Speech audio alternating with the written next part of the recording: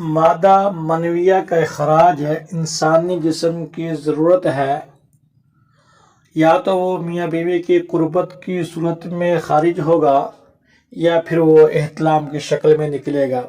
اس لیے احتلام عموماً شادی شدہ احباب کا مسئلہ نہیں بلکہ غیر شادی شدہ حضرات کا پرابلم ہے۔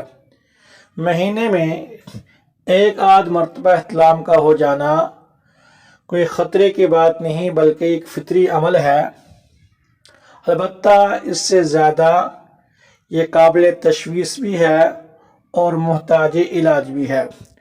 کثرت احتلام کی جو وجوہات ہیں، سب سے پہلے آپ ان سے بچیں، اور ان وجوہات میں سب سے پہلی اور بنیادی وجہ بد نظری ہے۔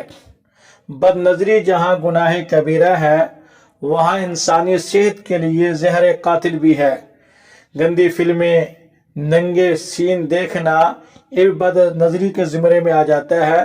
سب سے پہلے آپ اللہ شانہ سے عزم مصمم کے ساتھ توبہ استغفار کریں اور آئندہ بد نظری سے بچنے کی کوشش کریں۔ جب آپ کے خیالات پاکیزہ ہو جائیں گے تو اس کی برکت سے آپ اس موذی مرض سے کافی حد تک چھٹکارا پا جائیں گے۔ نمبر 2، سونے سے پہلے آپ کھانا ہو تو 2 گھنٹے پہلے کھانے سے فارغ ہو جائیں، اس کے بعد آپ آرام کریں۔ کھا کے سو جانا، پیٹ بھر کے سو جانا، اس سے بھی یہ مرض پیدا ہو جاتا ہے۔ جب آپ سونے کا ارادہ کریں تو سب سے پہلے وضو کریں، دائیں کروٹ پہ لیٹ کے مصنون طریقے سے دعائیں پڑھیں اور سو جائیں۔ انشاءاللہ اس سے یہ مرض ختم ہو جائے گا۔ اور اس ترتیب سے بھی آپ احتلام پر قابو نہیں پا رہے تو آپ اس کے علاج کی طرف متوجہ ہوں۔ تو ان علاج میں جو روحانی طور پر ہے، سب سے پہلے یہ ہے کہ آپ رات سونے سے پہلے سورہ نو پڑھ لیں۔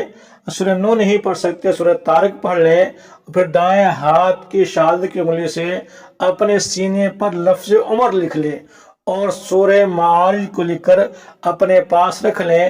یہ 3 اہم اور آسان فارمولے ہیں، جب آپ ان پر عمل کریں گے تو ان کی برکت سے آپ اس موذی مرض سے نجات پا جائیں گے اور اللہ شانہ آپ کو احتلام سے محفوظ فرما دیں گے۔ اللہ شانہ آپ کا حامی و ناصر ہو۔